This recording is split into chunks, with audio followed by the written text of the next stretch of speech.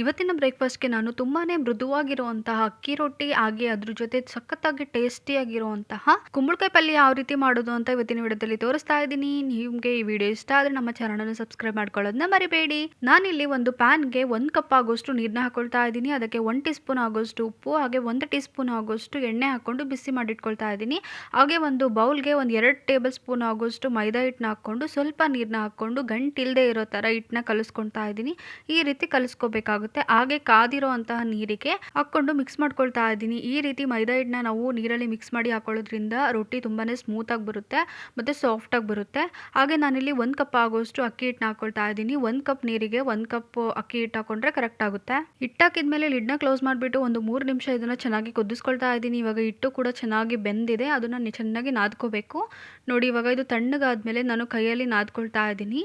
ಈ ರೀತಿ ಚೆನ್ನಾಗಿ ನಾವು ನಾದದಷ್ಟು ಹಿಟ್ಟು ತುಂಬಾನೇ ಸ್ಮೂತ್ ಆಗಿ ಬರುತ್ತೆ, ಸಾಫ್ಟ್ ಆಗುತ್ತೆ, ಆವಾಗ ತುಂಬ ಚೆನ್ನಾಗಿ ಬರುತ್ತೆ. ಇದಕ್ಕೆ ಸ್ವಲ್ಪ ಅಕ್ಕಿ ಹಿಟ್ಟನ್ನ ಹಾಕೊಂಡು ಚೆನ್ನಾಗಿ ನಾದ್ಕೊಳ್ತಾ ಇದ್ದೀನಿ. ಹಾಗೆ ಸ್ವಲ್ಪ ಕೈಯಲ್ಲಿ ನೀರನ್ನ ಎತ್ಕೊಂಡು ನಾದ್ಕೊಳ್ಳೋದ್ರಿಂದ ಹಿಟ್ಟು ಸಾಫ್ಟ್ ಆಗಿ ಬರುತ್ತೆ, ಸ್ಮೂತ್ ಆಗಿ ಬರುತ್ತೆ, ರೊಟ್ಟಿ ಮಾಡೋಕ್ಕೆ ತುಂಬ ಚೆನ್ನಾಗಿ ಬರುತ್ತೆ. ನೀವು ನೋಡ್ತಾ ಇರ್ಬೋದು, ಹಿಟ್ಟು ಕೂಡ ತುಂಬ ಸಾಫ್ಟಾಗಿ ಬಂದಿದೆ. ಇವಾಗ ನಾನು ಬಿಲ್ಲೆಗಳಾಗಿ ಮಾಡಿಕೊಂಡು ಸ್ವಲ್ಪ ಅದಕ್ಕೆ ಹಿಟ್ಟನ್ನ ಉದುರಿಸ್ಕೊಂಡು ರೊಟ್ಟಿನ ಈ ಥರ ಪ್ರೆಸ್ ಮಾಡಿಕೊಂಡು ಸೈಡಲ್ಲೆಲ್ಲ ಎಡ್ಜಸ್ನ ಈ ರೀತಿ ಪ್ರೆಸ್ ಮಾಡ್ಕೊಳ್ತಾ ಇದ್ದೀನಿ. ಹಾಗೆ ಇದು ಈ ರೀತಿ ಮಾಡ್ಕೊಳ್ಳೋದ್ರಿಂದ ರೊಟ್ಟಿ ತುಂಬಾ ರೌಂಡಾಗಿ ಬರುತ್ತೆ, ಯಾವುದೇ ರೀತಿ ಬಿರ್ಕ್ ಅನ್ನೋದು ಬೀಳಲ್ಲ. ಈ ರೀತಿ ನಾನು ಉಜ್ಕೊಳ್ತಾ ಇದ್ದೀನಿ. ಈಗ ರೊಟ್ಟಿ ಉಜ್ಜಿದ್ದು ಸಹ ಆಗಿದೆ. ಕಾದಿರೋಂಥ ತವದ ಮೇಲೆ ರೊಟ್ಟಿನ ಹಾಕ್ಕೊಂಡು ಒಂದು 2 ನಿಮಿಷ ಇದನ್ನು ಕುಕ್ ಮಾಡ್ಕೊಳ್ತಾ ಇದ್ದೀನಿ. ಹಾಗೆ ನಾನು ಇಲ್ಲಿ ಇನ್ನೊಂದು ಸೈಡು ಸಹ ಚೆನ್ನಾಗಿ ಬೇಯಿಸ್ಕೊಳ್ತಾ ಇದ್ದೀನಿ. ನೀವು ನೋಡ್ತಾ ಇರ್ಬೋದು, ಸಾಫ್ಟಾಗಿ ಹಾಗೆ ಉಬ್ಬಿ ಬರುವಂತಹ ಸಾಫ್ಟಾಗಿರೋ ಅಕ್ಕಿ ರೊಟ್ಟಿ ಯಾವ ರೀತಿ ಮಾಡೋದು ಅಂತ ಇವತ್ತಿನ ವಿಡಿಯೋದಲ್ಲಿ ತೋರಿಸ್ಕೊಟ್ಟಿದ್ದೀನಿ. ಈ ರೊಟ್ಟಿ ರೆಸಿಪಿ ನಿಮಗೆ ಇಷ್ಟ ಆಗಿದೆ ಅಂದ್ಕೊಳ್ತೀನಿ.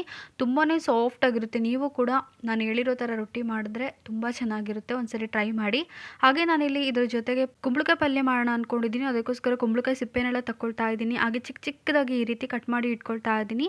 1 ಬೌಲ್ ಆಗೋಷ್ಟು ಕುಂಬಳಕಾಯಿನ ತೊಗೊಂಡಿದ್ದೀನಿ ನಾನಿಲ್ಲಿ.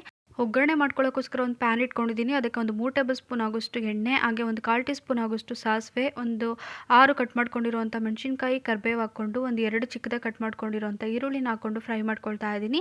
ಇದಕ್ಕೆ ಒಂದು 1/4 ಟೀ ಸ್ಪೂನ್ ಆಗೋಷ್ಟು ಇಂಗು, ಹಾಗೆ 1 ಟೀ ಸ್ಪೂನ್ ಆಗೋಷ್ಟು ಉಪ್ಪು, ಒಂದು 1/4 ಟೀ ಸ್ಪೂನ್ ಆಗೋಷ್ಟು ಅರಿಶಿಣದ ಪುಡಿ, ಹಾಗೆ ಒಂದು 1/4 ಟೀ ಸ್ಪೂನ್ ಆಗೋಷ್ಟು ಸಕ್ಕರೆನ ಹಾಕ್ಕೊಂಡು ಒಂದ್ಸರಿ ಚೆನ್ನಾಗಿ ಮಿಕ್ಸ್ ಮಾಡ್ಕೊಳ್ತಾ ಇದ್ದೀನಿ.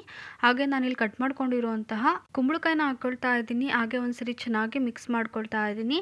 ಇವಾಗ ನಾನಿಲ್ಲಿ ಒಂದು 1/4 ಗ್ಲಾಸ್ ಆಗೋಷ್ಟು ನೀರನ್ನ ಹಾಕ್ಕೊಳ್ತಾ ಇದ್ದೀನಿ. ಅದನ್ನು ಚೆನ್ನಾಗಿ ಒಂದ್ಸರಿ ಮಿಕ್ಸ್ ಮಾಡಿಬಿಟ್ಟು ಲಿಡ್ನ ಕ್ಲೋಸ್ ಮಾಡಿಬಿಟ್ಟು ಒಂದು 15 ನಿಮಿಷ ಲೋ ಟು ಮೀಡಿಯಮ್ ಫ್ಲೇಮ್ನಲ್ಲೇ ಚೆನ್ನಾಗಿ ಬೇಯಿಸ್ಕೊಳ್ತಾ ಇದ್ದೀನಿ.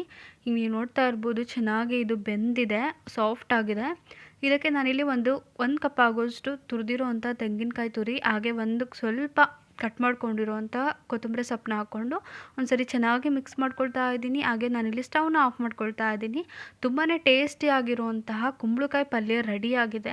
ಇದನ್ನು ರೊಟ್ಟಿ ಅಥವಾ ಚಪಾತಿ ಜೊತೆ ತಿಂದರೆ ತುಂಬಾ ರುಚಿಯಾಗಿರುತ್ತೆ. ಹಾಗೆ ರೊಟ್ಟಿ ಮತ್ತು ಈ ಕುಂಬಳಕಾಯಿ ಪಲ್ಯ ಕಾಂಬಿನೇಷನ್ ಸಖತ್ತಾಗಿರುತ್ತೆ. ನಿಮಗೆಲ್ಲ ಇಷ್ಟ ಆಗಿದೆ ಅಂದ್ಕೊಳ್ತೀನಿ. ಇಷ್ಟ ಆದರೆ ನಮ್ಮ ಚಾನಲನ್ನು ಸಬ್ಸ್ಕ್ರೈಬ್ ಮಾಡ್ಕೊಳ್ಳೋದನ್ನ ಮರಿಬೇಡಿ. ಹೀಗೆ ನನ್ನನ್ನು ಸಪೋರ್ಟ್ ಮಾಡ್ತಾ ಇರಿ. Thanks for watching.